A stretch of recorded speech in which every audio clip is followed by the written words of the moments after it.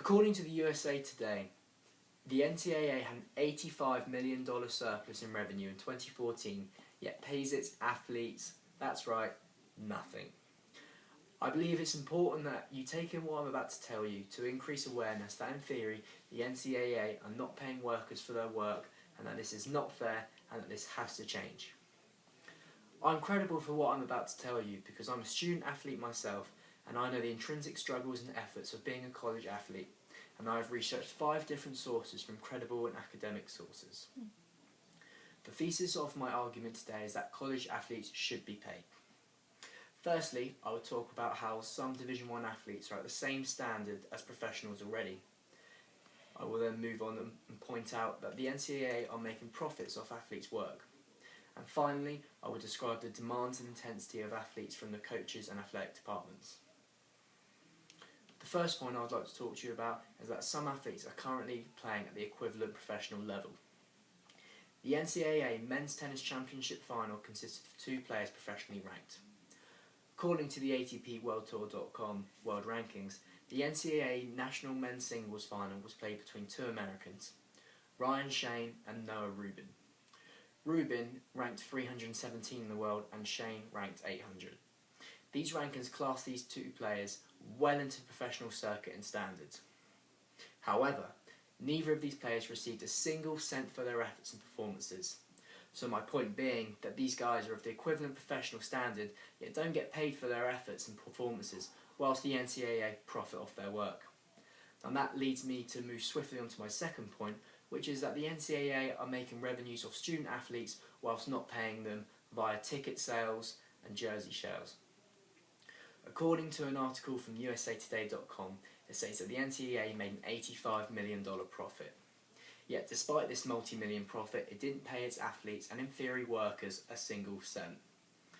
Ex-student athletes and now respectable football professionals in the NFL have referred to the NCAA as a scam. According to Deadspin.com, an interview with Richard Sherman and Michael Bennett both referred to the NCAA as a scam.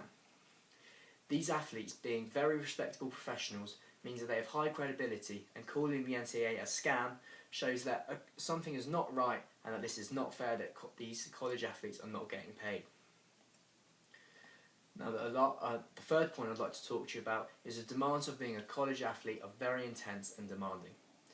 Being a college athlete myself, I know the struggles of getting up at 6 AM to lift and then going to class for 3 hours and then have a 3-hour practice session straight after. Scholarships don't always cover the cost of athletes, and according to an interview with Richard Sherman on SBNation.com, it quotes him saying that he had often had a negative bank balance even though he was on a scholarship. I know that the Wayne State swim team, they have to pay for all their equipment, their swim gear, and travel expenses. Now this adds up to expenses over $1,000 a year, and this is not provided by scholarships, so therefore additional funds provided by the NCAA would help them massively and won't do them any harm. Whilst looking on the Wayne State Library's article databases, a research survey showed that the majority of college students voted for the payment of student athletes. According to a research investigation by Raymond Snyder on June 2001, it showed that 54% of college students voted for the payment of student athletes. This shows that more students vote for paying student athletes than do not, and this is supportive evidence to pay student athletes. Today I first discussed how some athletes are already competing in the professional standard and circuit. I then discussed how the NCAA are making profits of student athletes, yet paying them nothing. Finally, I then discussed the demands and struggles of being a student athlete, as well as how the majority of college students voted in favour of paying student athletes. So the next time you spend $30 at a college football or basketball game, I'd just like you to ask yourself, when you pay those $30 over and get exchanged for a ticket, knowing that 0 cent is going to those players, I would like you to ask yourself, is that fair? The Michigan State-Michigan football game, which consisted of 100,000 people attending this game, tickets were going for over $200 as I remember. Now, $200 to watch these athletes perform, and you value that as good spending of money, as most people do, yet not a single cent goes to those athletes. Are you happy with that decision? That's a question I'd like to ask yourself. Thank you.